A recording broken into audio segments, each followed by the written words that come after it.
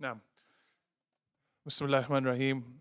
الحمد لله رب العالمين وبه نستعين والصلاة والسلام على أشرف الأنبياء والمرسلين نبينا محمد صلى الله عليه وسلم ومن تبعه بإحسان إلى يوم الدين وبعد.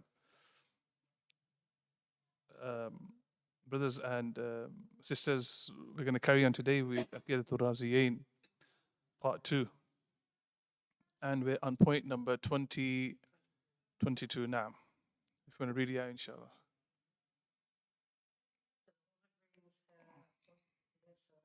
We do not declare those who face the Qibla to be unbelievers due to their sins, and we entrust what is concealed of their affairs to Allah Azza wa Jalla.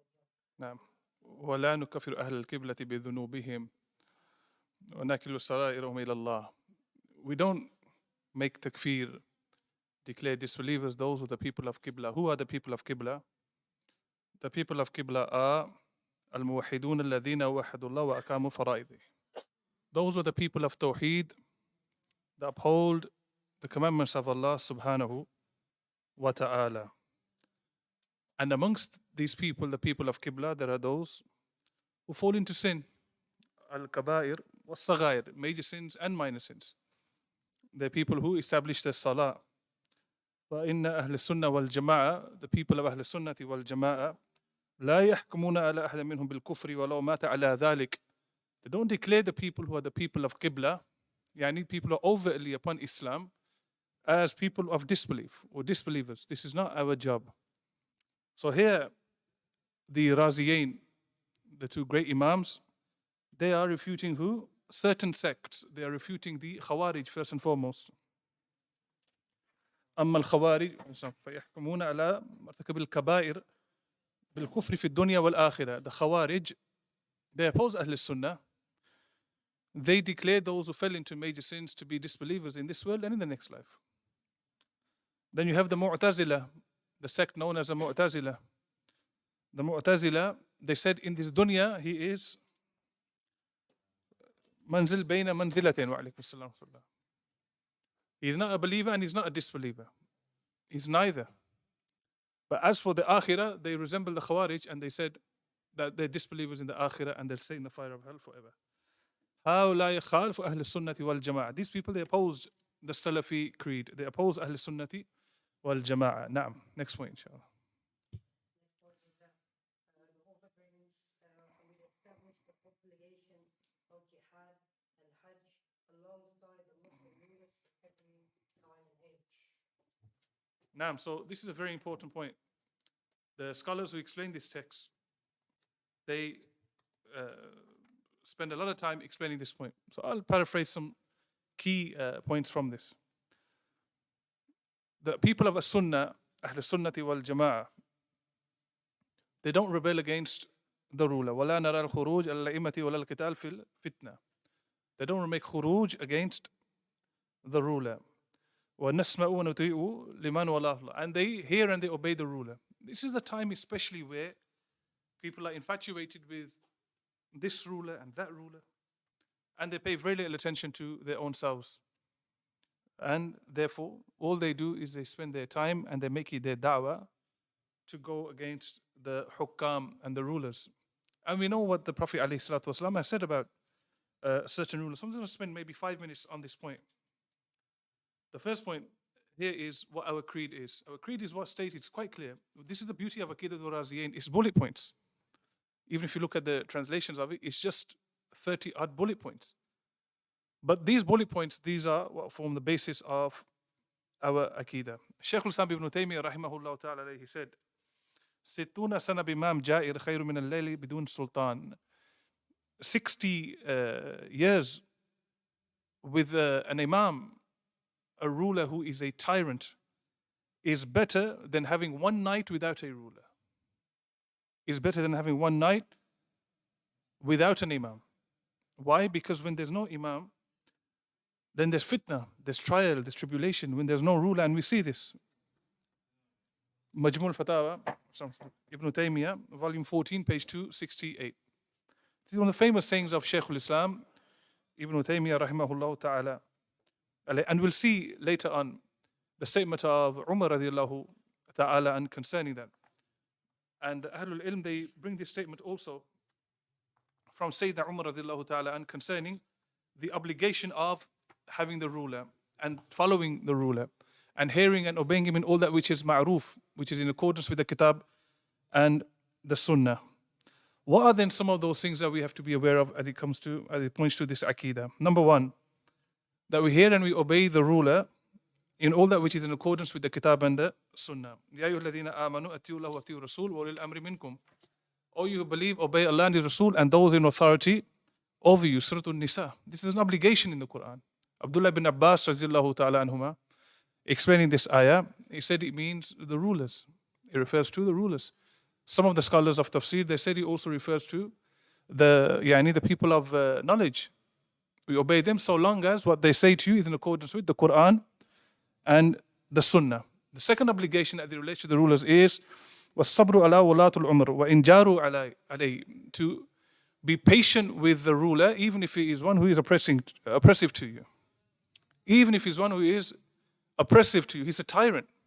The ruler is not one who is acting in accordance with the kitab and the sunnah. And we have the hadith here from Sahih Muslim, Kitab al-Imara. If you want to know about the obligations of the rulers upon the people and the people, how they should be treating the rulers and the connection and the relationship that they should have within the framework and the guidelines of the kitab and the sunnah, Sahih Muslim, Kitab al-Imara is probably one of the best books in the Sihah, meaning in the 6 books of hadith, the famous books of hadith.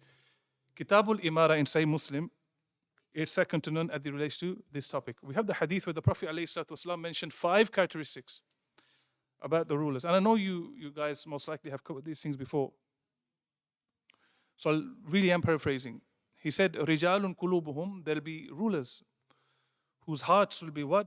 Kulubu shayatini fi juthman al-ins. The hearts of devils wrapped in the bodies of men. This is a condemning characteristic, is it not? They're shayateen from within. On the face of it, they may be really handsome and they really have a lot of wealth and anything and everything else. People like you and I. What should do, O Messenger of Allah alayhi salatu wasalam, in adraktu dhalik, if we come across these kind of rulers, قال نسمع ونطيع للأمير. Hear and obey your ruler. وإن ضرب ظهرك, even if he was to beat you, be oppressive towards you. وأخذ مالك فاسمع وأطع, and steal and usurp your wealth, hear and obey. For those who want to know, Sahih Muslim, hadith number 1847. And for those who want to know further, from the bab of mustalah, or from the chapter of science of hadith, some people of fitna, they say this last part of the hadith, وَإِن ضَرَبَ ظَهْرَكَ وَأَخَذَ مَالَكَ فَاسْمَعْ وَأَطِعْ, even if he hits your back and steals your wealth, hear and obey. They say this is an addition in the hadith, is not authentic. Don't pay any notice to that. This hadith is in Sahih Muslim. Imam Muslim, he says in the introduction to his Sahih that he bought those hadith in this book which are Ajma'un Nasa alayya. The people are agreed upon the authenticity of these narrations. This narration is absolutely authentic, and there's other narrations that back up this hadith with the exact same wording. Exact same wording. So this hadith is absolutely sahih. The third obligation that relates to the ruler is nusul lahum, to be sincere towards them, to advise them to the best of one's ability. Allah Azza wa Jalla has commanded us with advice. Prophet ﷺ has commanded us with advice. Ad-dinu nasiha. Ad-dinu nasiha. I said that 3 times. This entire deen is to be sincere towards one another, towards Allah, His book, towards the kitab and the sunnah, towards the rulers and towards the people, one another. The entire deen is based upon that premise. That hadith is also in Sahih Muslim. The next obligation is ad-du'a lahum, to make dua for them, to supplicate to Allah subhanahu wa ta'ala for them. And we've just mentioned the quote of Shaykh al-Islam ibn Taymiyyah. The next obligation is adam al-khuruj alayhim, to be absolutely away from rebelling against them. This is haram, it's forbidden.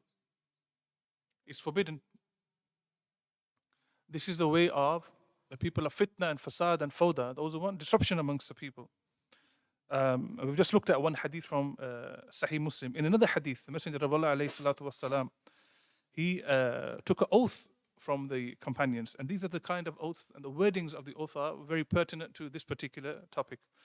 فبايعنا فكان فيما أخذ علينا أن بايعنا على السمع والطاعة من منشتنا ومكرهنا وأسرنا ويسرنا وأثرة علينا Prophet ﷺ would take a pledge of allegiance from the other various companions that they would hear and obey their ruler if they saw something they liked or if they saw something they disliked.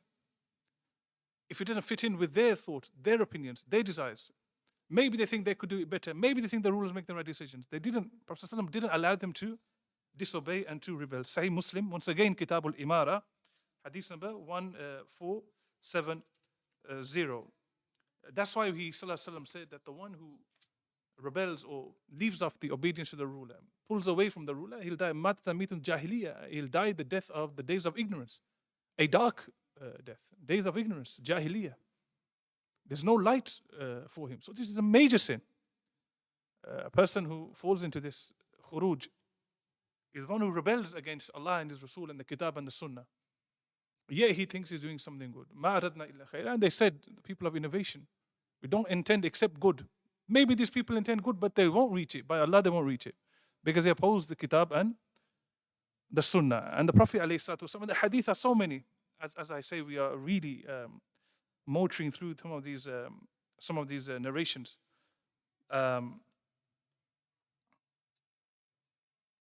Hadith in Tabrani, if you see something from your ruler which you dislike, يَكْرَهُ فَلْيَصْبِرْ فَإِنَّهُ لَيْسَ أَحَدٌ مِّنَ النَّاسِ خَرَجَ مِنَ السُّلْطَانِ شِبْرًا فَمَاتَ إِلَّا مَاتَ مِيتَةً جَاهِلِيَّةً. Once again, narration after narration after narration.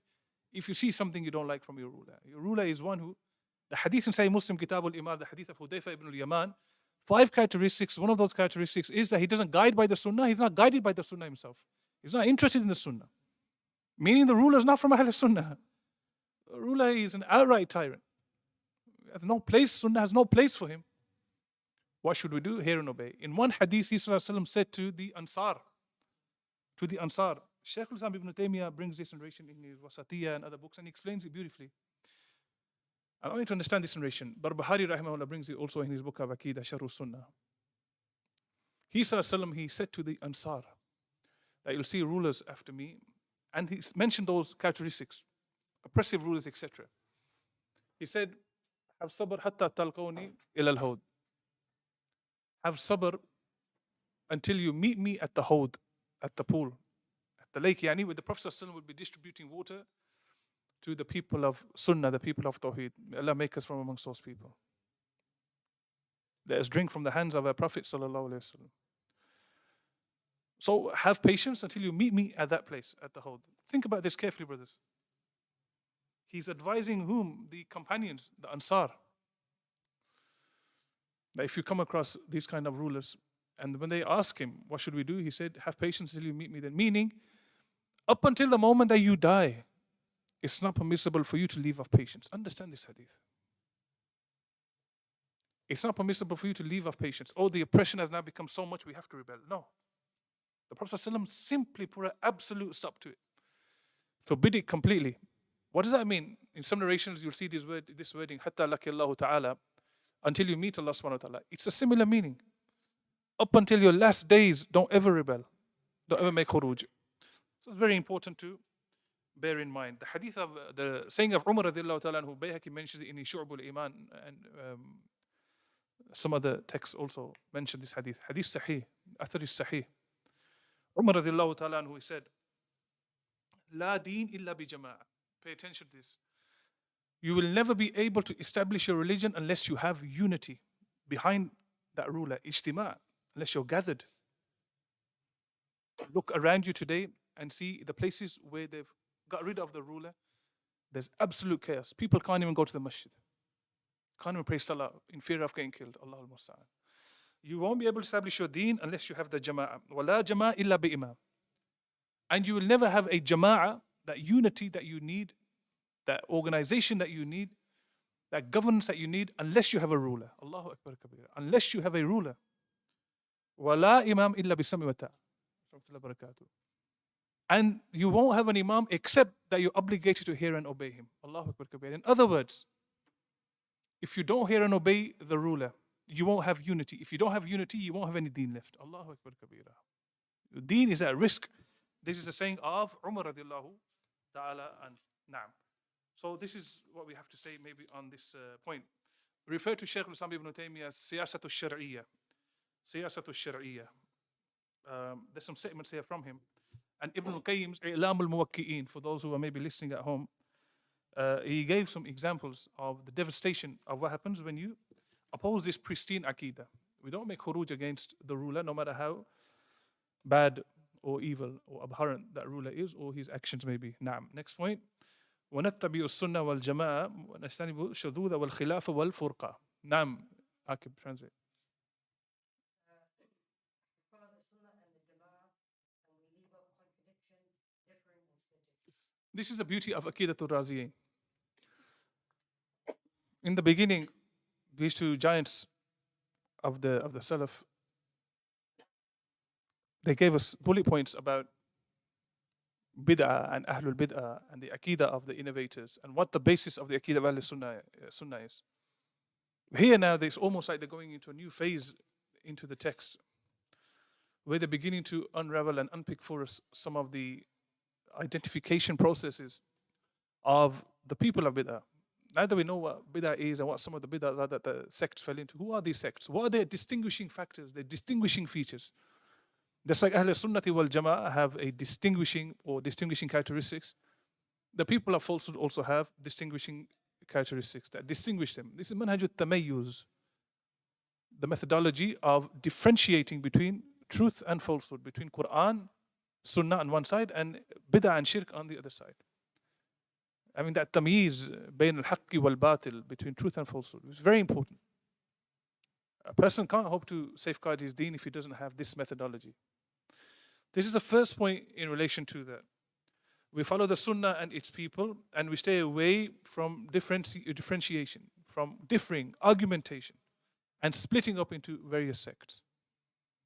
The necessary limbs and ingredients of being Ahl Sunnati wal Jama'ah is الَّذِينَ يَجْتَمِعُونَ عَلَى الْحَقِّ, that they have ijtima, the people gather, number one, and number two, عَلَى الْحَقِّ, upon the truth. Not upon color, race, my country, your country, my leader, your leader, my politics, your politics, my language, your language. La.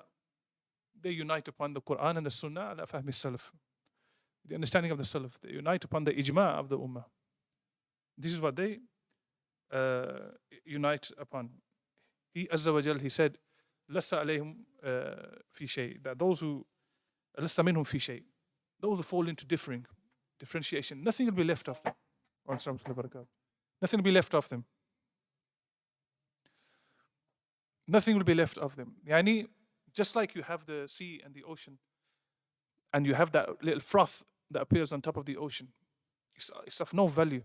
When you differ, you distance yourself from Allah subhanahu wa ta'ala, you distance yourself from the Kitab and the Sunnah. إِنَّ الَّذِينَ فَرَّقُوا دِينَهُمْ وَكَانُوا شِيَعًا لَسَّ مِنْهُمْ فِي شَيْءٍ. Allah will leave nothing for those people. Not in the dunya, nor in the akhirah. It's so dangerous, disuniting away from the Kitab and the Sunnah. وَاعْتَصِمُوا بِحَبْلِ اللَّهِ جَمِيعًا وَلَا تَفَرَّقُوا. The obligation is to hold on to the Kitab and the Sunnah and not to differ. That's the obligation. That's the asl. كُلُّ شَيْءٍ يَرْجِعُ إِلَى أَصْلِهِ. And everything should return back to its origin. The origin of every Sunni, of every Muslim, is that he must unite upon the Quran and the Sunnah with the understanding of those blessed generations. So that's the point that Shaykh al-Islam Abu Hatim al Zur'a rahimahullah mentioning. And they don't therefore differ and differentiate amongst themselves. And you'll see that in the books and in the writings and in the speeches and in the gatherings of the people of innovation. Just one example of so many, down to even how they pray. Everyone has a view. My Imam says this. He says, my Imam says this. Everyone says, but my Imam says this. But Imam so-and-so says this. There's absolute disunity, disarray. تَحْسَبُهُمْ جَمِيعًا وَقُلُوبُهُمْ شَتَّى. On the face of it, you may think that this group is united, but there's nothing but disagreement.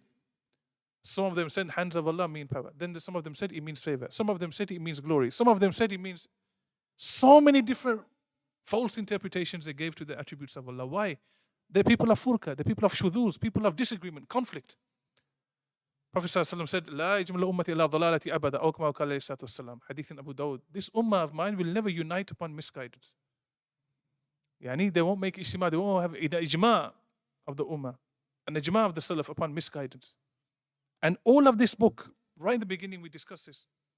This is an ijma of the salaf on this. I will travel to Hijaz and Iraq and this place and Sham, and the scholars of so-and-so area, all of them said the following. This book is a book of consensus, a relative consensus of the scholars of Ahl Sunnati wal Jama'ah. So Ahl Sunnati wal Jama'ah, they look down at differing. This is not an issue of fiqh merely. Rather, all of these issues are an issue of usul. They're the asal. In Islam, we have two things, the asal and the far, the usul and the furu. The asal is the tree, the trunk, and the far or the furu are the branches. This is not from the furu. This is not from a branch that if you leave it off, if a small branch breaks, there's so many other branches you could take the fruit off from. No. This is the trunk. If you cut down the trunk, there's nothing left for us. Nothing at all. You won't get no fruit. You won't get no shade when it's very hot. There's nothing left for you from that tree. May Allah subhanahu wa ta'ala save us from that. Now, if we move on to the next point. وقال والناس مؤمنون في أحكامهم وموارثهم ولا يدرى ما هم عند الله فمن قال إنه مؤمن حقا فهو مبتدئ ومن قال مؤمن عند الله فهو من الكاذبين ومن قال هو مؤمن بالله حقا فهو مصيب. نعم. Yes. After that. The people, we've done that now. The people are. Regulations and inheritance are concerned, and we do not know the true state of Allah subhanahu wa ta'ala. So whoever claims that he is a truly a believer is an innovator. And whoever claims that he is a believer in the sight of Allah, then he is from a liar. And whoever states that he is truly a believer in Allah, then he is correct. Now, the issue of istithna here, the issue is an important issue that some of the murji'ah. Now, so as we go through, I'll break this point down and I'll translate it also. The people of Islam are considered as believers as they relate to what you see from them overtly. So they inherit from one another. They're given those rights and obligations that the Quran and Sunnah afford them. And what's inside their hearts, we leave it to Allah subhanahu wa ta'ala. We don't look and pierce the heart of someone and have a look at that. And there's a plethora of narrations concerning that. Did you look at inside his heart? What will you do when la ilaha illallah? Ja'a la ilaha illallah biyawm al-qiyamah. What will you do? Prophet ﷺ said to one of the companions, did you look inside his heart? When la ilaha illallah comes to his defense on Yawm al-Qiyamah, what will you do? And the Prophet ﷺ kept on repeating this. Up until the companions, they didn't know what to do. They could see what the Prophet ﷺ was saying. So the people are judged upon their zahir, upon their apparent. If you see Islam from someone and he says he's a Muslim, he's upon Islam, lillahi alhamd. It's not for us to go beyond that inside the hearts of people. The second point within this is the issue of Iman and how we regulate ourselves as it relates to Iman. The one who says he's a believer, absolute believer in truth, yani he's a believer in front of Allah subhanahu wa ta'ala, and he's a believer, and he talks about his Iman as if, he has Iman Kamil, etc., then this one is a mubtadi, is an innovator.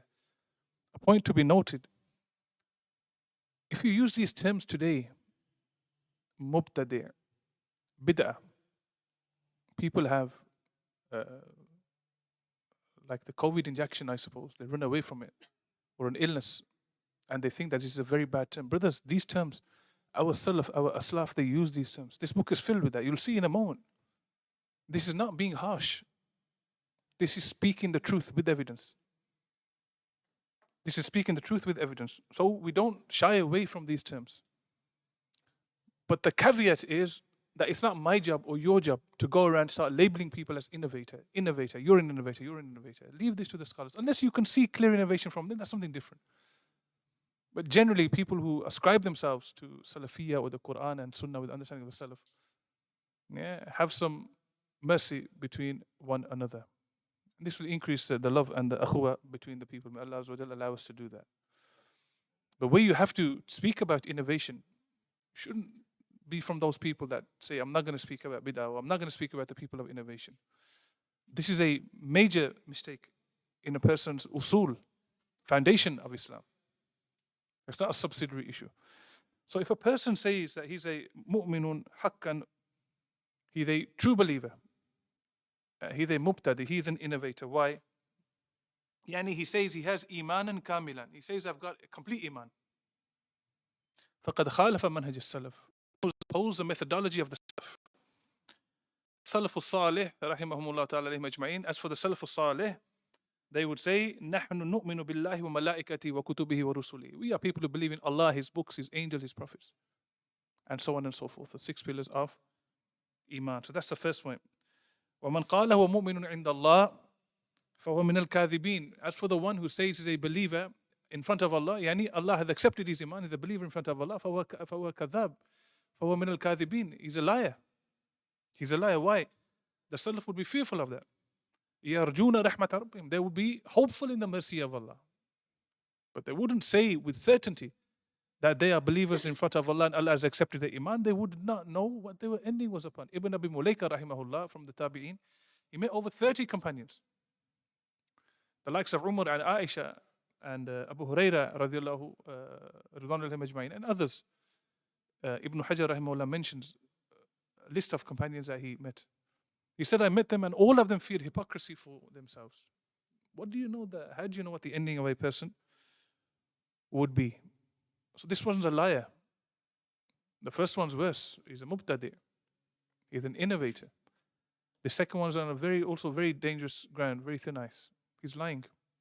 فَلَا يَأْمَنُ مَكْرَ اللَّهِ إِلَّا الْقَوْمُ الْخَاسِرُونَ. People only feel secure from the plan of Allah for them if they're people of loss, like the hypocrites. They're confident. Yani, we're going to die upon Iman, and right now we've got absolute Iman, and and so on and so forth. This is not the way of Ahl Sunnati wal Jama'ah. As Ibn al-Qayyim rahimahullah says, this leads to kibr, pride and arrogance, amongst many other illnesses. Batrul haq wa ghamtun nas. This leads to a person rejecting the truth. Only Allah subhanahu wa ta'ala knows. As for Ahl Sunnah, they say that huwa mu'minun billahi haqqan fa huwa musib. That I am a believer in Allah in truth. In the truth, and this is the correct path. Yani, he says he believes in Allah and His books and His angels, and he believes all of them to be truth, and the last day, and the qadar of Allah, the good of it, the bad of it, and he believes in all of that, and he believes that this is the truth. This one is upon the correct methodology, and he hopes that his ending would be upon this Iman. آمن الرسول بما أنزل إليه من ربه والمؤمنون كل آمن بالله وملائكته وكتبه ورسله لا نفرق بين أحد من رسله وقالوا سمعنا وأطعنا غفرانك ربنا وإليك المصير.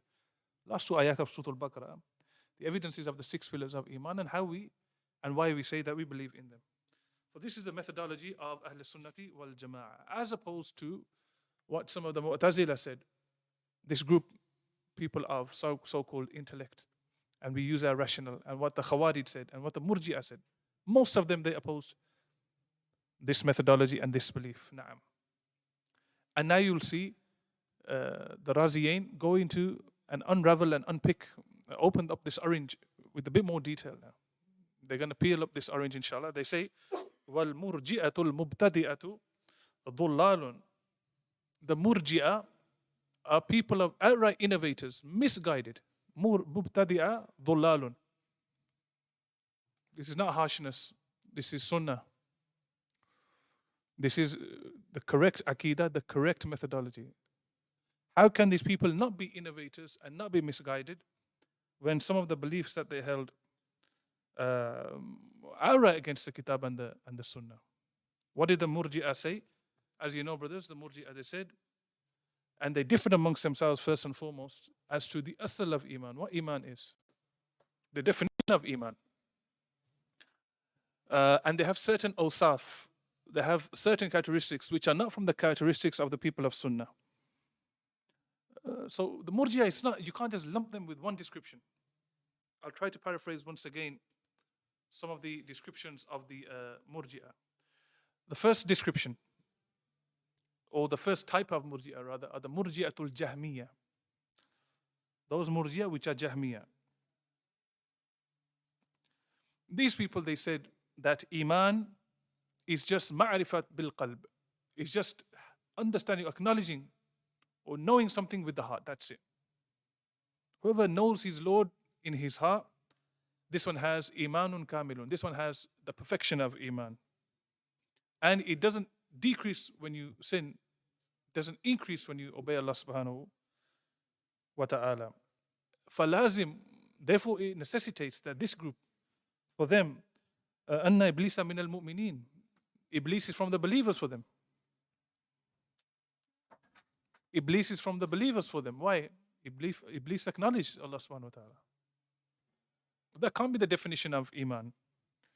The second type of Murji'ah are those who are the Murji'atul Karramiyah. They said Iman is merely a nutq bil lisan. A nutq bil lisan. Merely saying something with the tongue. Just articulating, I believe in Allah and His books and His angel and His Prophet, just with the tongue. These are the Murji'atul Karramiyah. This is also false. Why? Because ويلزم على قولهم هذا أن المنافقين النفاق الاعتقادي مؤمنون كامل الإيمان. It necessitates that those who are the munafiqeen, who have a major hypocrisy in their hearts concerning Allah and His Rasul, etc., etc., they're perfect believers because they used to attest on their tongue, La ilaha illallah Muhammad Rasulullah, they used to attest Iman upon their tongues. How can that be from the Aqeedah of Ahl Sunnati wal Jama'ah? Just saying something on the tongue is from Iman, and it's Iman Kamila, that's it. The third ones are the Mu'tazila who are Murji'ah. The Mu'tazila who are the Murji'ah.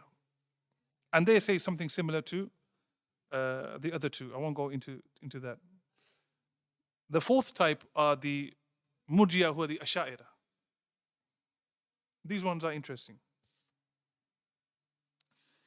On the face of it, they say Iman is speech on the tongue and belief in the heart and actions. On the face of it, they'll say that. But then they'll say if you don't do any actions, it doesn't hurt your Iman whatsoever. Actions are not a necessary part of Iman. Once again, I'm paraphrasing just for the purpose of this class.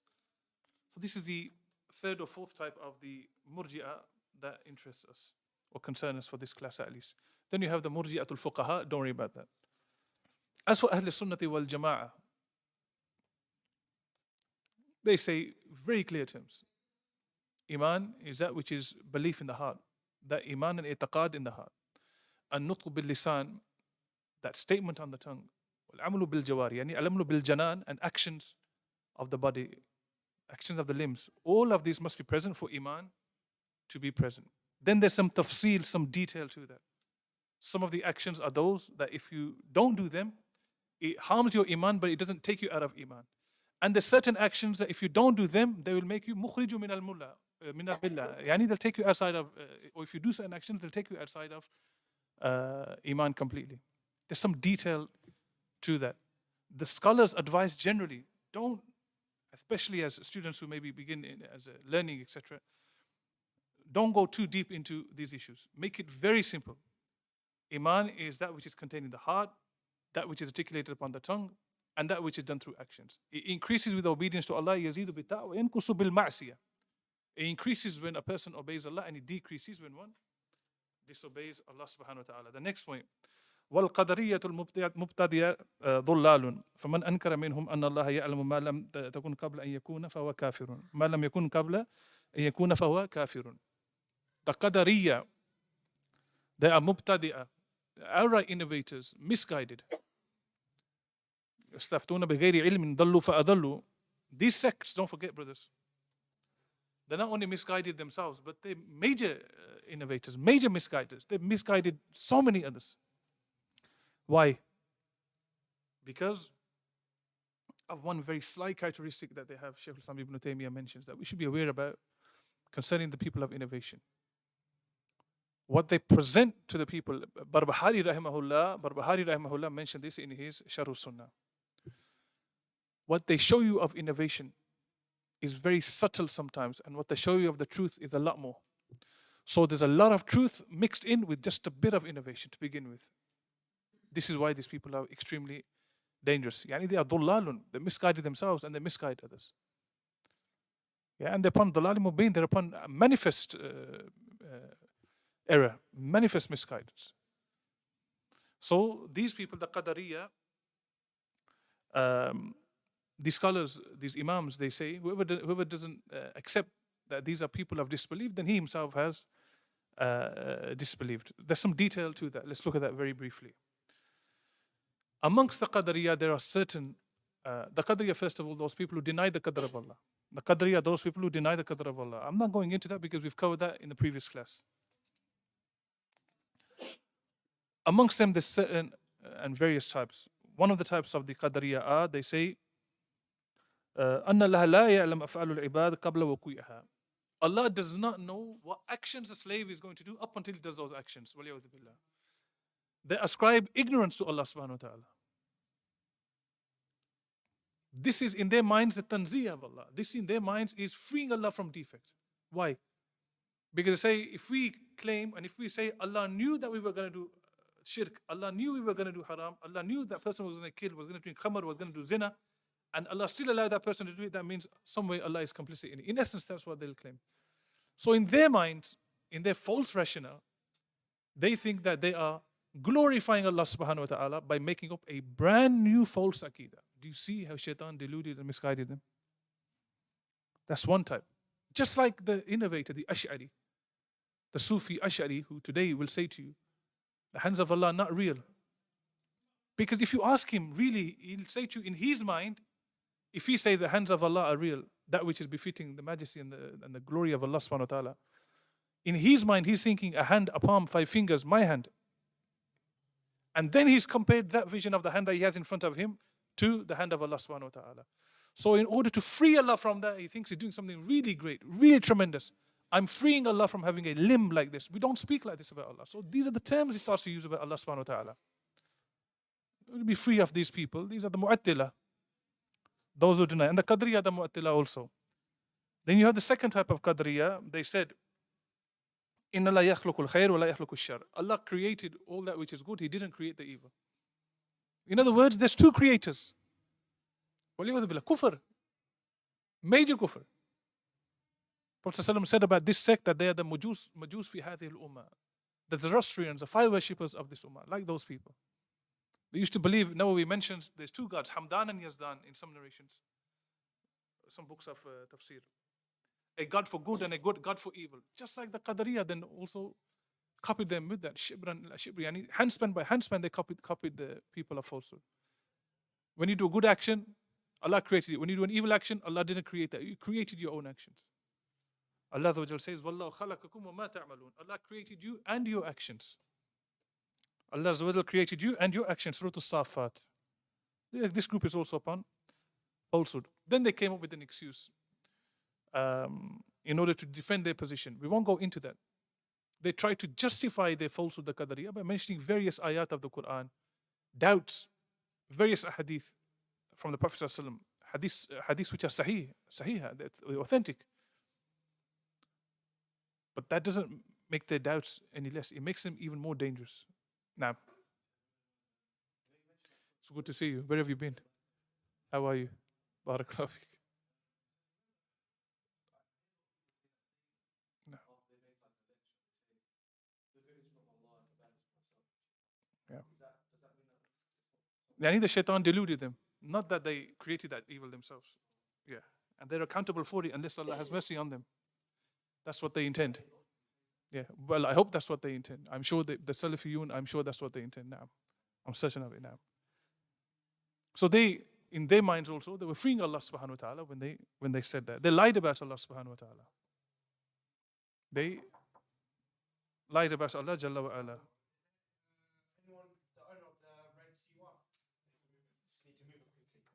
You perpetrated Jummah as well. So go and buy burgers for everyone. 20 burgers. Don't forget the curry sauce. Huh? Allah al-Musta'an. I'm sure he was that brother, right? Juma. Allah al-Musta'an. Teach it. Naam. Huh? Is it? Allahu Akbar. So we have the very famous hadith, brothers. The hadith Jibril or Jibra'il. 2 ways, you can say both ways. Alayhi salatu wassalam. Where Yahya ibn Ya'mar and others, Sahih Muslim, Kitab al-Iman, they came from Basra to find someone to seek a verdict of Islam from him concerning the Qadariyah. And they came across Abdullah ibn Umar radiyallahu ta'ala an. His kunya is Abu Abdul Rahman. They said to him that there's people amongst us that they, even though they recite the Quran, they're people who are overtly great worshippers of Allah subhanahu wa ta'ala. The people who might even attend the gatherings, in other words, of knowledge. But what do these people say? They say, Allah qadra wa anna al-amara unfun. No such thing as the qadr of Allah subhanahu wa ta'ala. In other words, they're the qadariyah. Abdullah ibn Umar radiallahu ta'ala, he said, فَإِذَا لَكِيتَ أُولَٰئِكَ فَأَخْبِرُوهُمْ أني بريء منهم وأنهم براء مني والذي يحلف به عبد الله بن عمر لو أن لأحدهم مثل أهد ذهبا فأنفقوا ما قبل الله منه حتى يؤمن بالقدر. When you see these people, tell them, he's giving them a very stern message. That I, Abdullah ibn Umar, at this time, maybe he is the most senior companion alive, by the way. In fact, some of the Ahlul Ilm mention that. This is probably the most senior companion of knowledge and virtue alive at this time. And therefore, he's given them this verdict. Tell them that Abdullah ibn Umar radiallahu ta'ala anhuma is free from their false belief, their false Aqeedah, and they are free from my Aqeedah. We're on two different paths. The paths just won't merge, they won't verge somewhere, somehow. Make excuses for your brother, none of that nonsense. They're just on a different path completely. This is that manhaj of differentiation, that methodology of differentiating from the falsehood.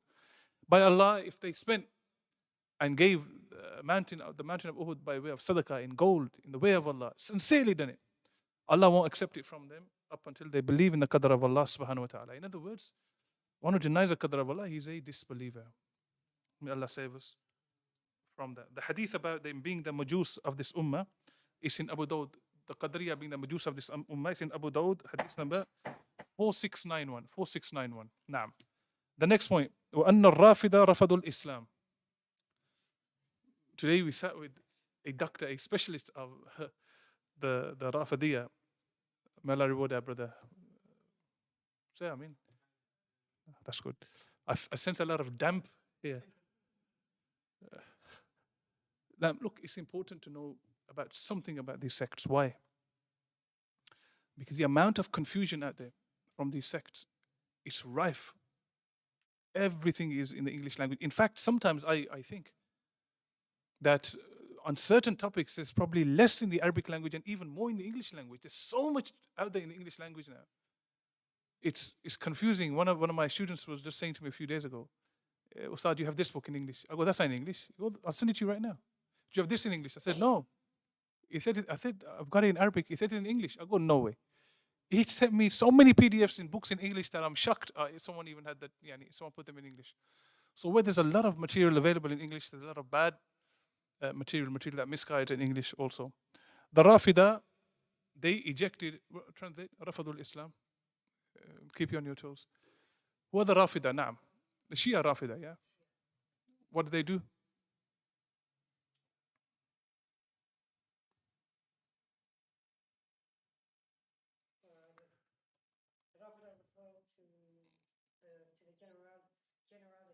What did they do though? What's the text say?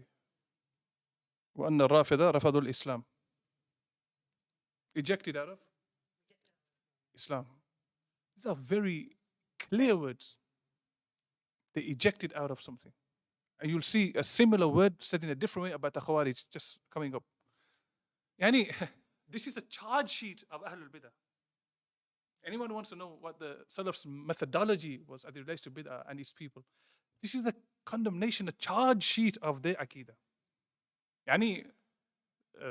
This is the opening case statement that the prosecution have in any case. This is it. They're this, and they're this, and they're this, and they're this, and they're that, and the other. They're people who ejected out of al-Islam. Why? What did they do? There's so many things to mention about these people, the history, how they sat with the family of the Prophet ﷺ. In some narrations, which we mentioned in the last class, I won't go over them again. The Ahlul Ilm mentioned those statements on the most to be authentic or Hasan, acceptable. That there'll be people afterwards who would claim to have the love of Ahlul Bayt, the family of the Prophet ﷺ. And there'll be those who would oppose Ahlul Bayt. There'll be those who are the people of shirk. Wherever you find them, oppose them. You're going to fight them. You're going to argue with them. You're going to shun them. Stay away from them. Essence, words of those to those effect. I'm being very generous in my wording, actually. So the Rafida, the telltale signs of the Rafida, they are people of ghulu, people of extremities, people of excessiveness, as it relates especially to the Ahlul Bayt. As it relates to a companion's error or mistake, they're people of ghulu there as well, the people of extremism. They'll declare disbelief upon a companion, and they declare disbelief on many of the companions, if not all except 4, if not 5, maybe 6 at a push. There are people who find it repugnant and find it impermissible to seek the mercy of Allah for the companions, to ask Allah to bless the companions. Islam is in one valley and the Rafida are in an entirely different valley. There are people who, some of them went in the extremities to such a length that they said Ali is Allah, the Imamiyya and the others. And there's so many different variations amongst them, but generally, what we need to know is that the Prophet ﷺ, hadith in Sahih Bukhari, he said that Hubbul Ansar min al Iman. To love the Ansar, the companions, the Ansar is from Iman. A person cannot be a believer. It's impossible that he's a believer and he hates the Ansar. It's impossible. He calls himself a believer and he hates the Ansar. The Muhajirin are even better than the Ansar. Those who were the immigrants from Mecca. What about those who hate 99% of the Muhajirin? Where's their Islam then? Our Prophet ﷺ told us that it's from our Iman that we love Uhud and Uhud loves us. We love the mountain of Uhud and Uhud loves the believers. And wallahi, when you go to Medina, or sometimes even when you're reminiscing in your homes, you think about the mountain of Uhud and its beauty and so on and so forth. This is an object, a mountain. It's from Iman. What about the people upon whom Islam came down to? They witness a revelation. They have hatred for them. One of the greatest maybe books out there concerning a breakdown of who the Rafida are is on a lower level, Ibn Taymiyyah rahimahullah, towards the end of his text, Aqeedah Wasatiyah. Aqeedah Wasatiyah towards the end, it's not just a book of names and attributes, etc. It's a book of methodology, it's a book of fiqh. Read and learn that book, Aqeedah Wasatiyah of Ibn Taymiyyah. He mentions you how the Rafida erred and why they erred. And a lengthier text of Shaykh al-Islam is Minhajus Sunnat al-Nabawiyah, a refutation of the Rafida of that time and the false doubts that they brought as it relates to the companions of Ahl Sunnati wal Jama'ah. Next point, wal Khawarij Murrakun. The Khawarij, I think we unless the brothers say so, we agreed in the beginning that they might not want to break today. Are we okay with that, guys? Yeah? Yeah? We motor through, inshallah. If you want to break, who's going to go next to and get something? No break. Okay, khalas. Well, inshallah.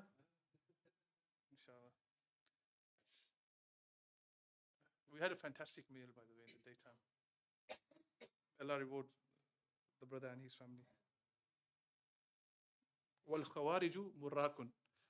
The Khawarij are those who are Murrak. Yani the people who, what does Murrak mean, Aqib? They shot of al-Islam. Based on the hadith of the Messenger of Allah sallallahu alaihi wasallam, Yamrukuna min ad-dini kama yamruku sahmu min ar-ramiyah.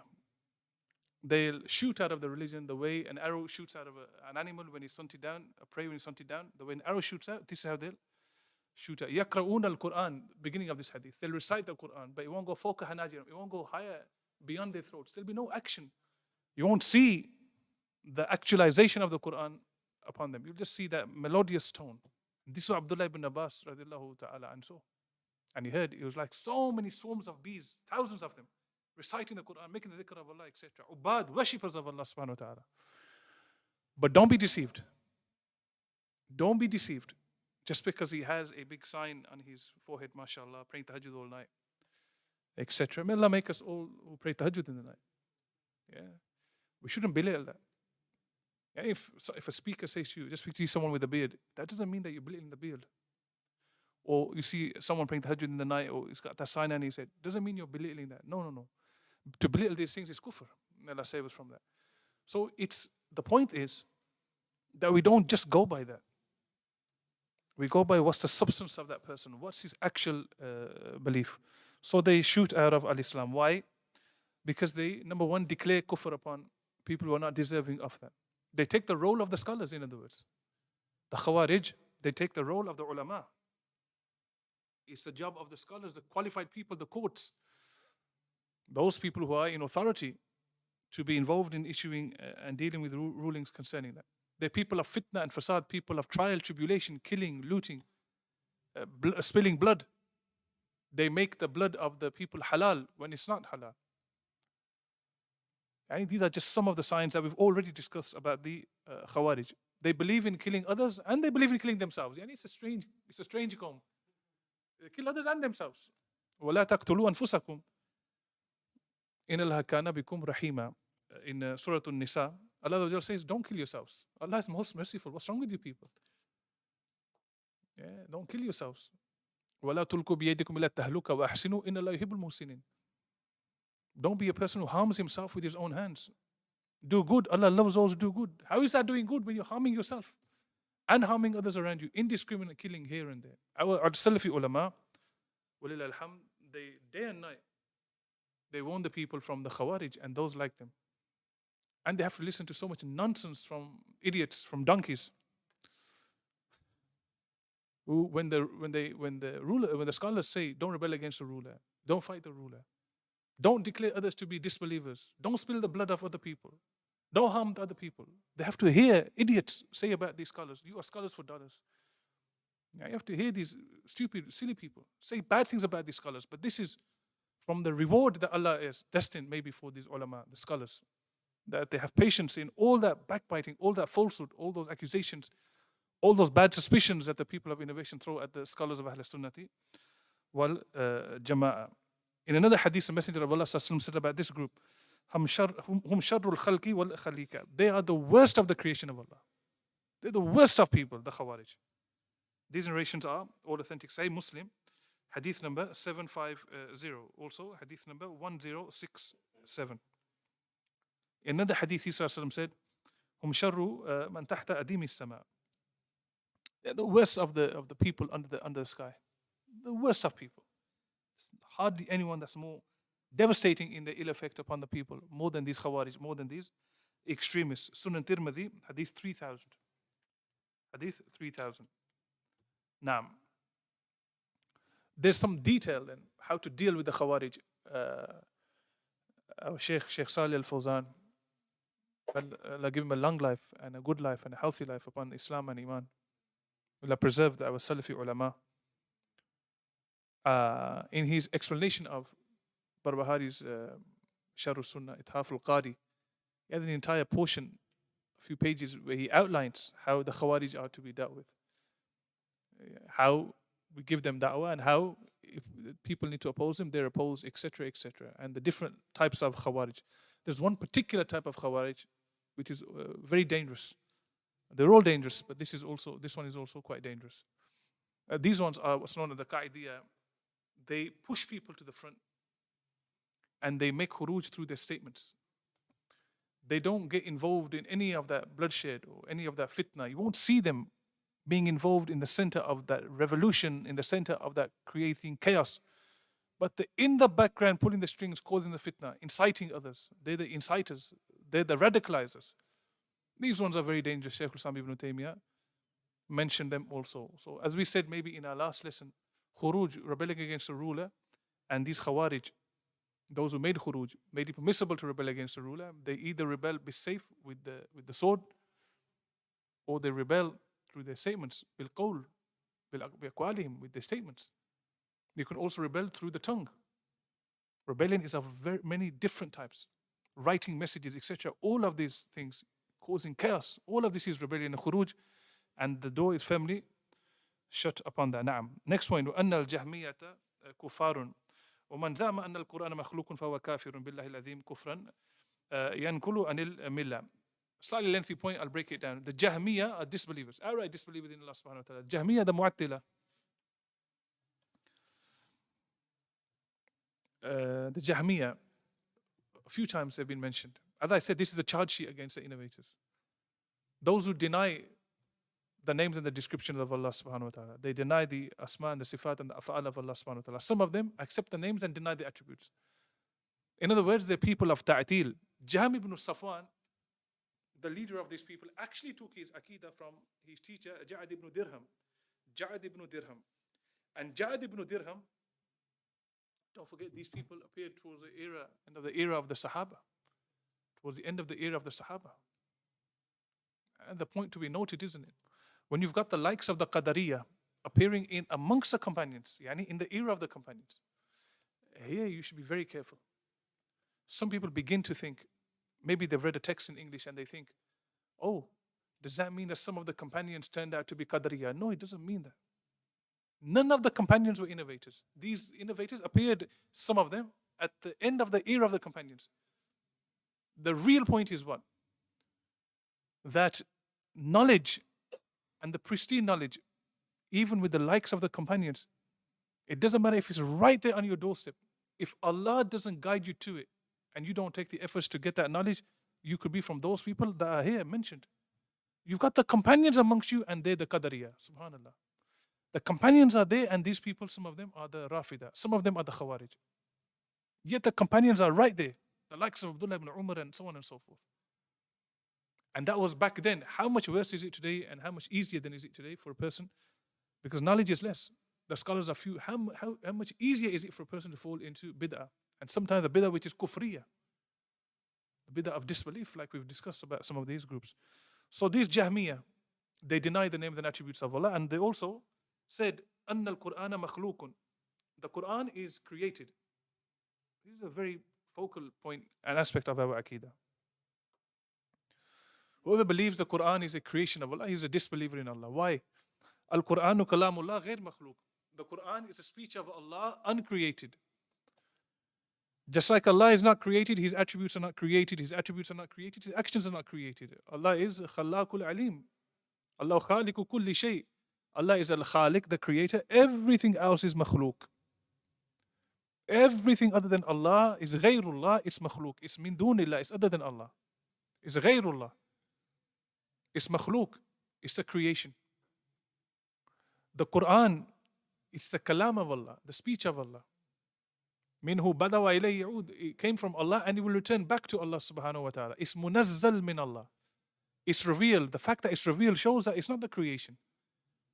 It came from Allah and to Allah Azza wa Jal. It will return, as Ibn Taymiyyah and others, they mention. So the Jahmiyyah, they really focus on this Aqeedah. Then this cancer was taken over by the Mu'tazila and today's Ash'ariyah, the Ash'aris.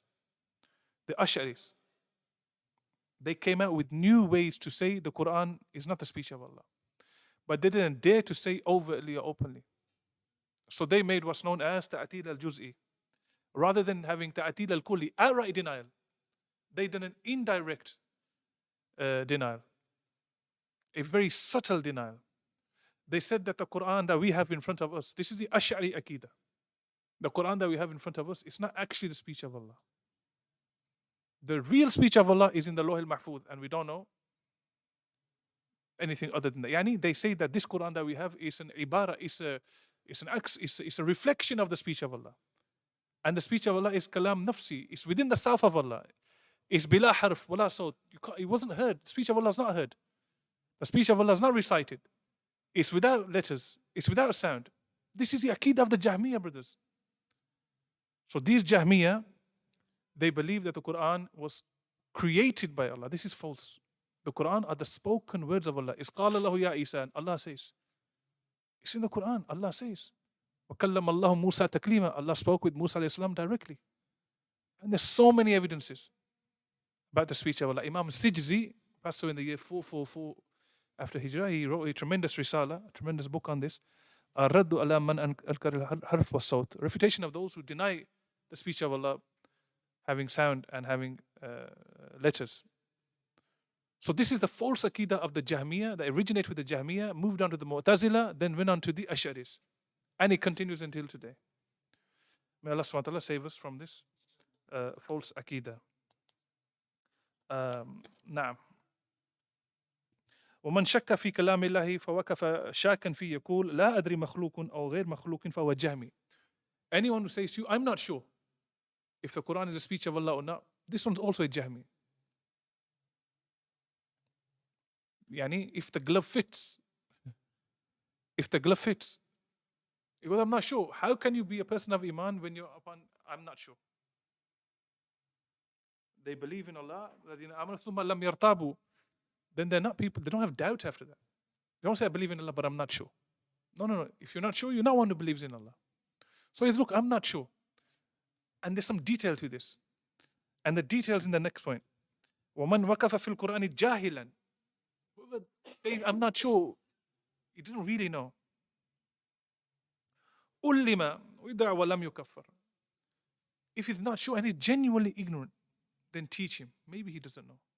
This is the Aqeedah of Ahl Sunnah. Look at the mercy of the Salaf towards the generality of the people. We differentiate between the callers to innovation, between those who are genuine juhal, ignorant people, don't know any better. Most of maybe the people that we might know, just general people. Don't just condemn people.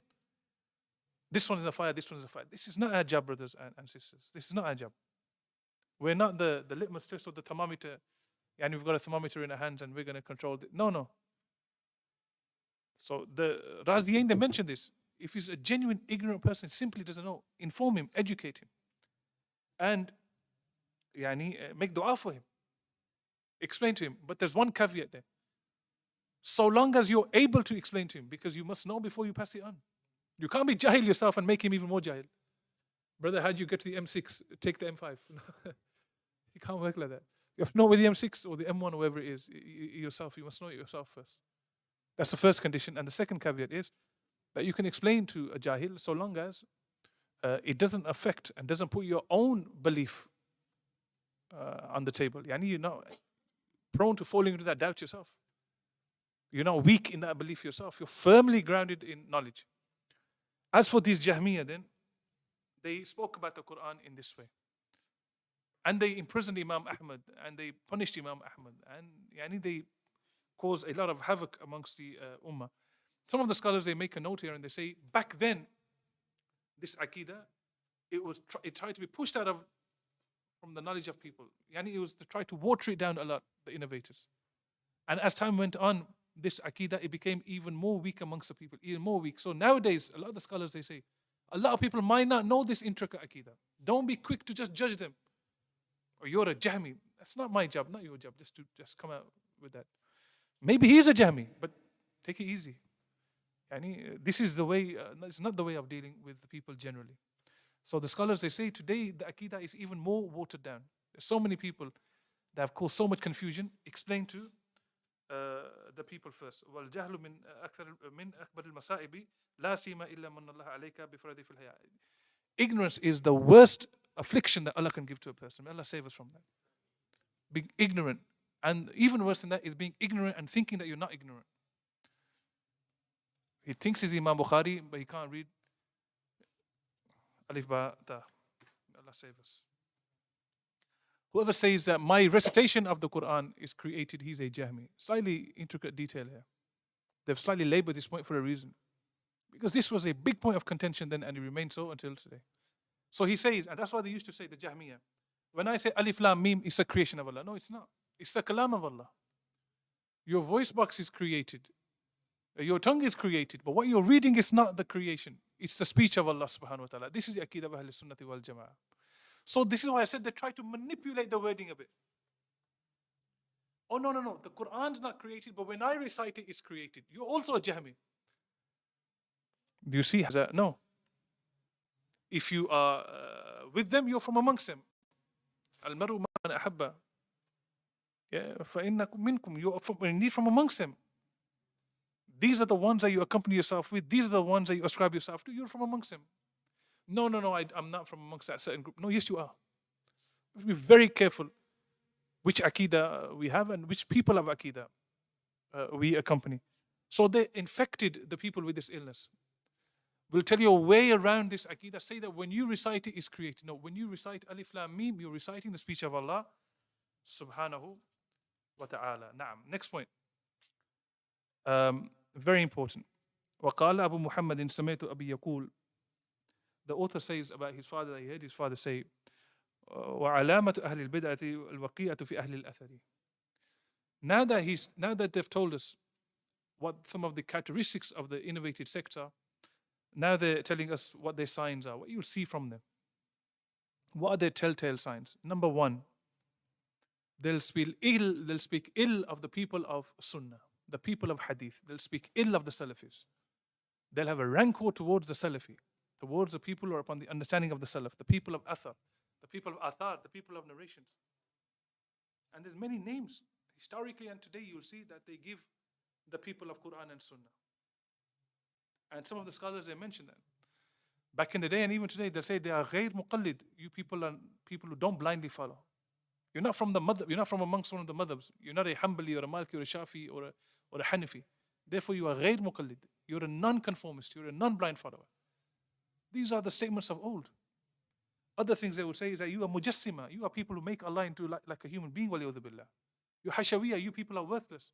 You're ulama al-hid wa nifas, you're ulama who just concentrate on what the ruling is for the women folk when they go through the monthly bleeding, etc. That's all you people know about. They'll say titles to mock the people of Sunnah. That's the first telltale sign. They mock and they speak ill of the people of Sunnah. And worse than that is to speak ill of the scholars of Ahl Sunnah. Ulama as-Salatin, they'll say. These are just scholars for dollars. You have some donkeys on the internet day and night. It's their da'wah day and night. Their da'wah day and night is saying what? This scholar is a bootlicker. This scholar is a bootlicker of that government. This is the terminology these filthy individuals, they say. These are not Ahl Sunnah. Even if they say, I'm Salafi, I'm Athari, 1,000,000 times a day, they can have a tasbih and roll it in their hands. I'm Salafi, Salafi, Salafi, Salafi. No, you're not.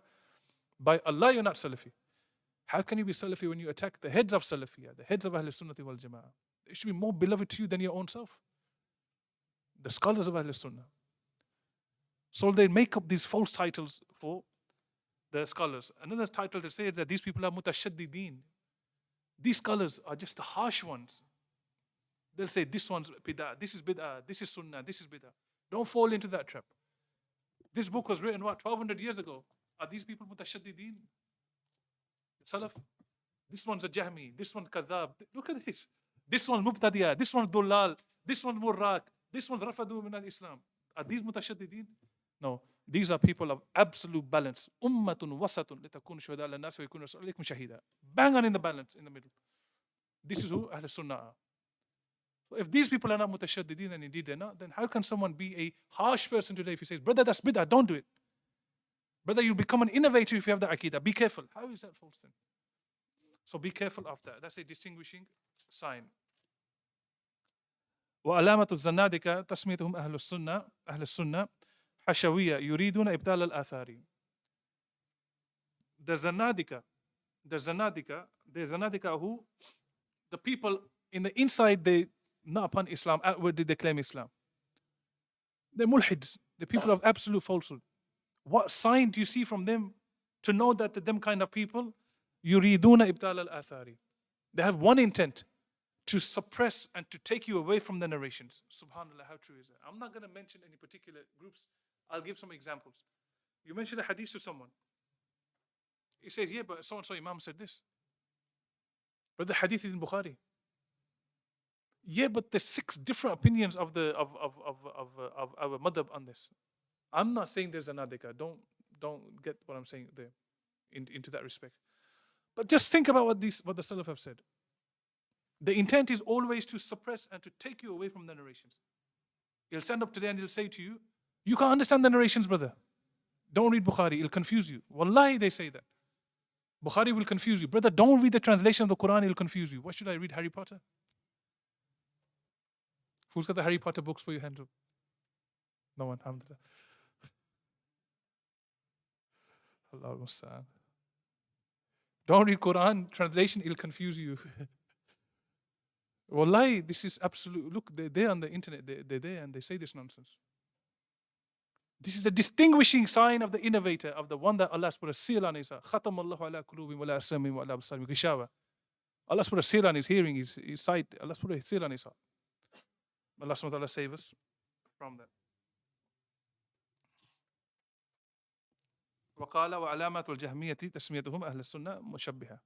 The distinguishing sign of knowing whether someone's a Jahmi or not, one who denies the attributes of Allah, one who rejects the names of Allah, is that when you affirm the attributes of Allah, when you say Allah has got 2 hands, Allah has a blessed face, Allah subhanahu wa ta'ala is the eternal, ever living, Allah is all seeing, all hearing. When you affirm the attributes of Allah subhanahu wa ta'ala, that which is befitting His majesty, He will turn around and say to you, you're making Allah like a human being. In other words, one idiot in London, ignoramus, he said that this kind of Aqeedah, believing in Allah's attributes, is tantamount to a belief. You're teaching your kids some kind of Hinduism or something. It's nonsense.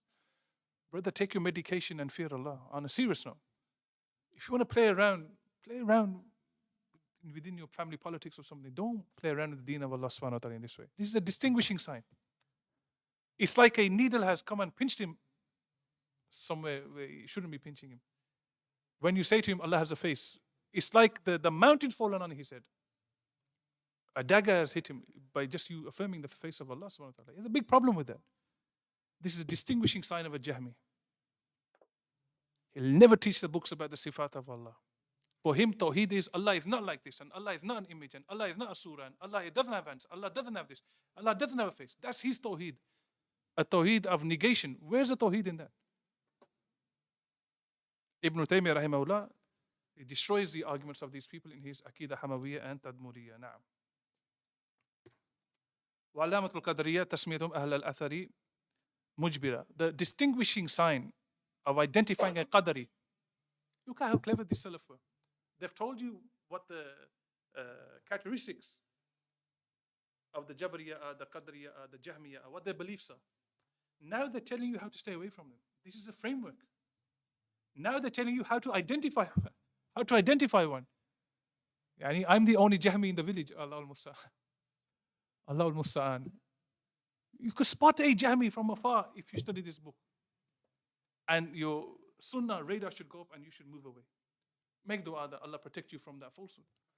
And if you're able to give dawah to that person, it's not our job. Ibn Taymiyyah rahimahullah said a beautiful statement. He said, by Allah, we are more merciful to the people of innovation than they are to their own selves. If you're able to, one, stay away from that person. Two, now that you've identified he's got the Aqeedah of the Khawarij, of the extremists, if you're able to, go and give dawah to him.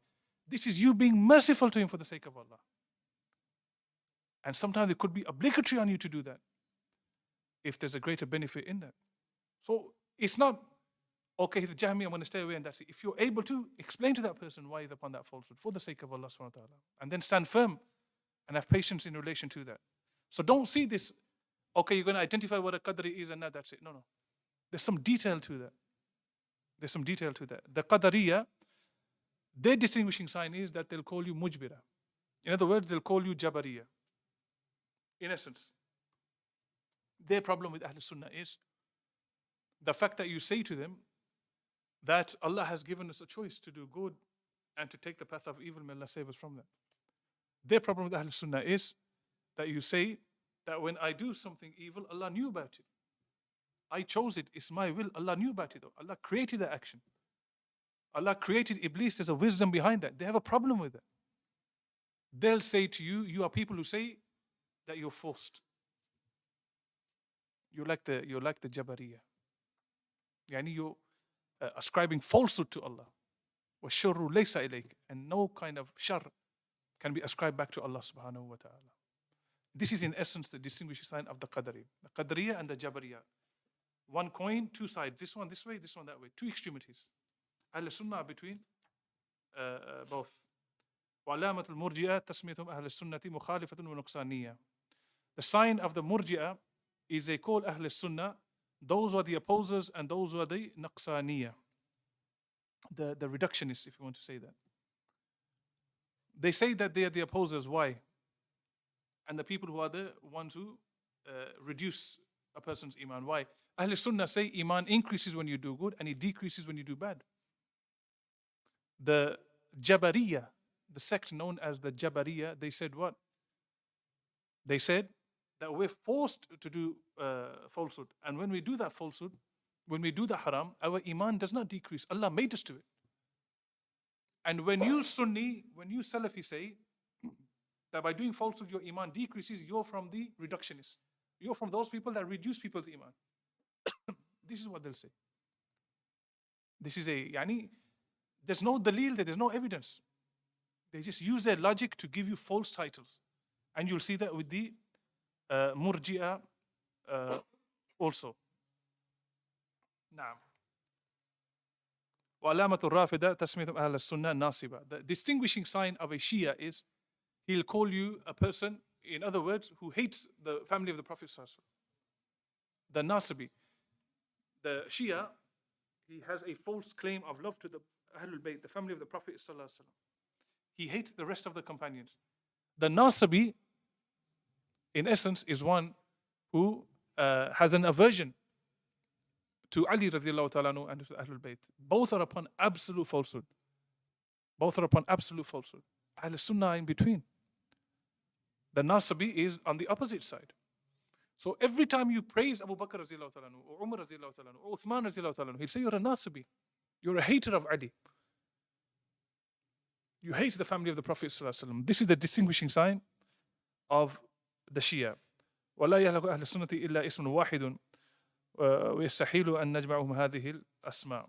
Ahl Sunnah only known by one name, only known by one title. The people of Hadith, the people of Sunnah, the people of the Athar, the people that restrict themselves to the book and the Sunnah.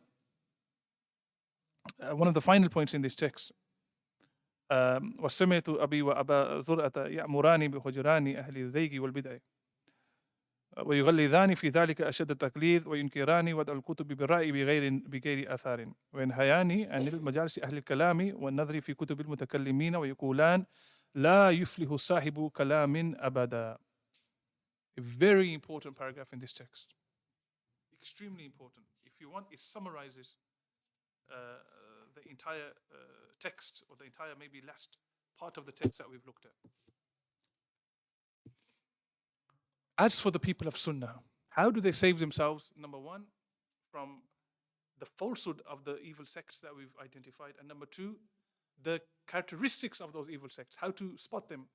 How do you save themselves from all of these innovators? It's very simple. For those that Allah has made it simple for, may Allah make us from those people.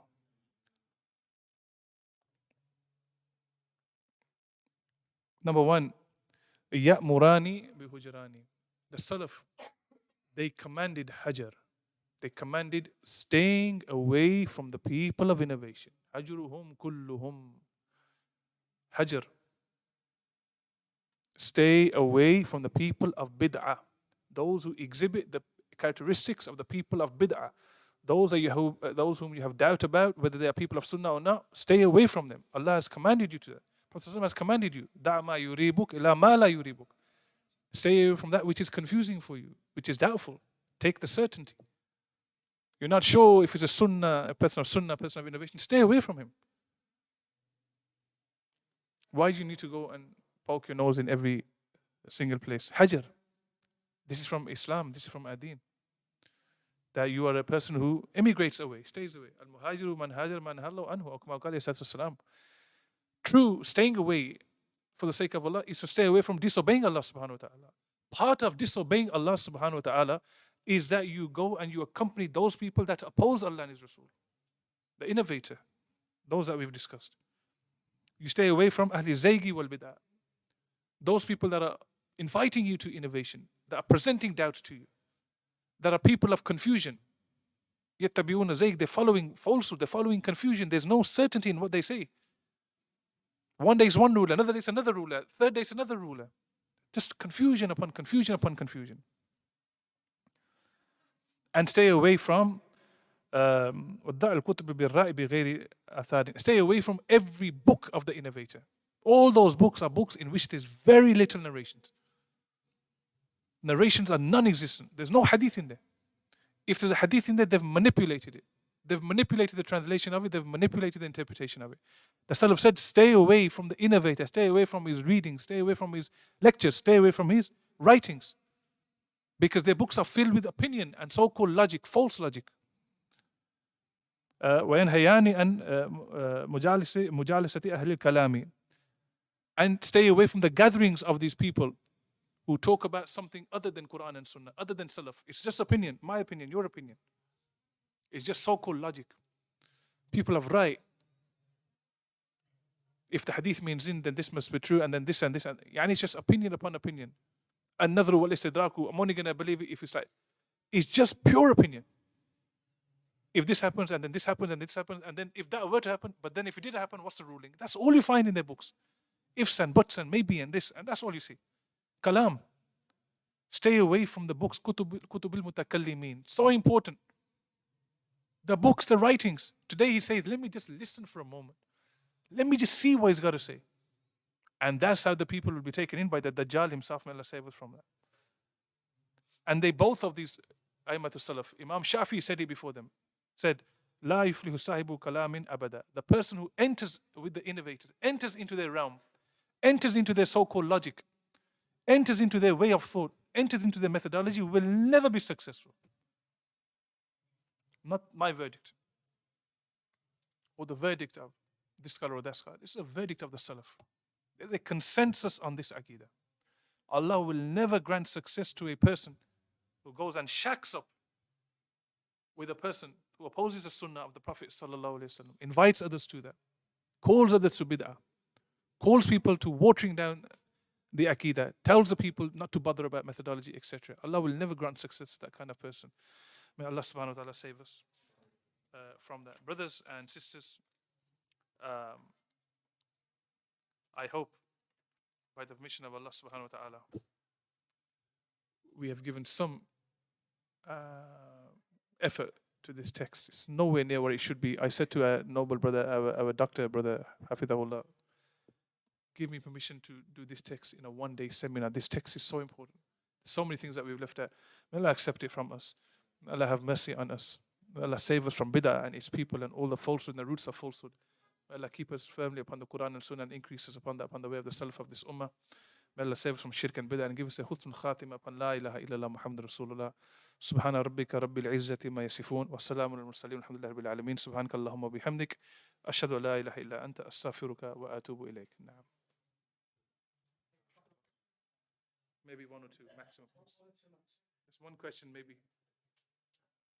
Naam. Yes, my brother. How about you?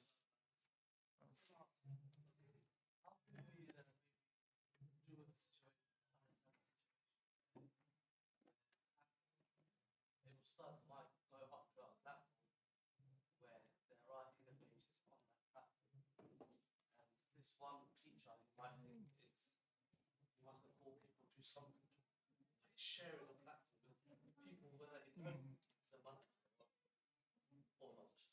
How do we deal with a person who might be a scholar of Sunnah even, and he goes to the platform of innovators to explain to them? How do we deal with that? Okay, can we take from that scholar when he's not on that platform? Yes, we can. You have his books, you have his lectures. If he attends the gatherings of the innovators to explain to them, I'm sure he attends the gatherings of the people of Sunnah, yeah? Restrict yourself to those moments. Stay away from those other gatherings. Now, the scholar has his threshold, his function, his level of ilm and taqwa and knowledge, which I and you don't. Stay away from all those gatherings now. May Allah reward that scholar for giving da'wah to the innovators now. Barakallahu feekum, ikhwan. Allah bless you all. I hope you enjoyed this speed class today. We covered a lot today, and I'm really glad that we managed to finish it. Barakallahu feek. Assalamu alaikum wa rahmatullahi wa barakatuh.